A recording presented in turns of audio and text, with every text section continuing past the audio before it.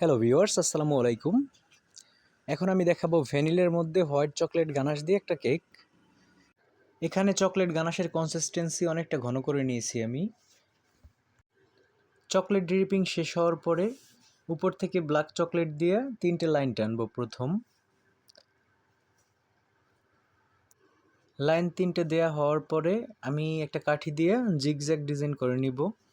আপনারা দেখলেই বুঝতে পারবেন যে এটা কেমন করে করতেছি। মানে একবার সামনে একবার পিছনে, মানে একবার এদিকে একবার ওদিকে, এরকম করে দিলেই এরকম একটা সুন্দর একটা মডেল পাওয়া যাবে। আর সিম্পলের মধ্যে এই মডেলটা আমার খুব ভালো লাগে, আর এমনি তো কেকটা দেখতে খুব ভালো লাগে। আপনারা দেখুন লুকটা করার পরে যে এত সাধারণভাবে এত সুন্দর করে ফুটিয়ে তোলা যায়, এটা না দেখলে বোঝা যেত না। তারপর আমি 3 কোণা টপারটা নিয়ে এখানে 6টা টপার ইউজ করব পাশ থেকে। তো টপারগুলো দেওয়ার